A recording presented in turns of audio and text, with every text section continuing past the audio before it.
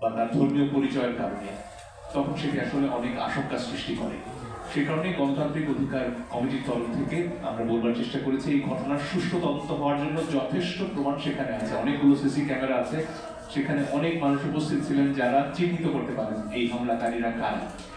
আলিফ হত্যার বিচার হওয়ার জন্য এই মানুষগুলোকে সুনির্দিষ্টভাবে চিহ্নিত করে তাদের গ্রেফতার করা প্রয়োজন, এবং যেটা যে কোনো মূল্যে এড়িয়ে যাওয়া প্রয়োজন সেটা হচ্ছে এইভাবে একটা মানুষ হরিজন হওয়ার কারণে, একটা মানুষের ধর্মীয় পরিচয়, তিনি সনাতন ধর্মাবলম্বী হওয়ার কারণে তার নামে মামলা হওয়া, তাকে গ্রেফতার করা, এই বিষয়গুলো যে কোনো মূল্যে এড়িয়ে যেতে হবে। চট্টগ্রাম বারে সনাতন ধর্মাবলম্বী আইনজীবীদের যে অবদান, তাদের যে অবস্থান সেখানে, সেটা আমরা জানি। এই বারের অনেক আইনজীবী জুলাই অভ্যুত্থানে সরাসরি যুক্ত ছিলেন, আন্দোলনের মাঠে তারা ছিলেন, আহত হয়েছেন, তাদের অনেকের নামে এখানে মামলা হচ্ছে। এটি অত্যন্ত নিন্দনীয়, এবং একজন আইনজীবীর অধিকার রয়েছে তার পেশা চালিয়ে যাওয়া, সেখানে এই আইনজীবীদের তাদের পেশা চালিয়ে যেতে বাধা দেওয়া হচ্ছে।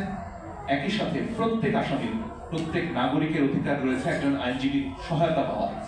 বাংলাদেশে এবং বিশ্বের যে কোনো প্রান্তে সেটি একটি মানুষের অধিকার।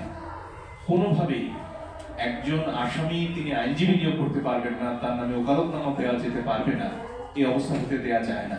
এবং সেটার জন্য একই সাথে যেমন সবার জায়গা থেকে আমাদের কথা বলা প্রয়োজন, সেই সাথে চট্টগ্রাম বারের যারা নেতৃত্বে আছেন, যে আইনজীবীরা, সেই বারের প্রেসিডেন্ট, সেক্রেটারি, তাদের একটা সক্রিয় ভূমিকা নেওয়া খুবই খুবই খুবই প্রয়োজন। না হলে এই দেশে একজন মানুষ যে আইনগত অধিকার পান, যেটা গণ অভ্যুত্থানের অন্যতম দাবিগুলোর একটি, যে আইনের শাসন প্রতিষ্ঠার অন্যতম অনুষঙ্গ হচ্ছে একজন মানুষ তার আইনগত অধিকার প্রয়োগ করতে পারবেন, বিচার চাইতে পারবেন, এবং বিচারালয়ে গেলে তিনি একজন আইনজীবীর সহায়তা পাবেন, এই বিষয়গুলো বাধাগ্রস্ত হচ্ছে। এবং শহীদ আলিফের পরিবারের সাথে গণতান্ত্রিক অধিকার কমিটি যখন কথা বলছেন, এবং শুরু থেকেও তারা বারবার বলছেন তারা কোনো ধরনের সাম্প্রদায়িক সহিংসতা বিদ্বেষ চান না, তারা শুধুমাত্র চান তাদের পরমাত্মীয় আলিফের বাবা তার সন্তানের হত্যার বিচার চান, তার ভাইয়ের হত্যার বিচার চান।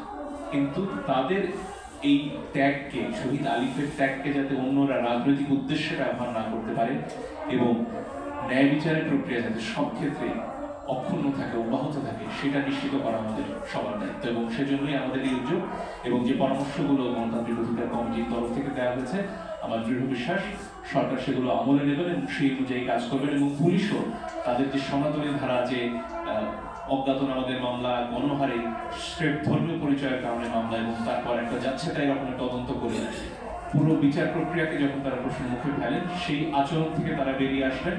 নতুন বাংলাদেশে তারা নতুনভাবে চিন্তা করবেন, প্রকৃত অর্থে তদন্ত করবেন। এবং এখন অনেক ধরনের বৈজ্ঞানিক প্রমাণ রয়ে গেছে যেগুলো তারা ব্যবহার করতে পারেন, সিসিটিভি ফুটেজ সহ। আমার আশা তারা সেই পথে এগোবেন। অনেক ধন্যবাদ।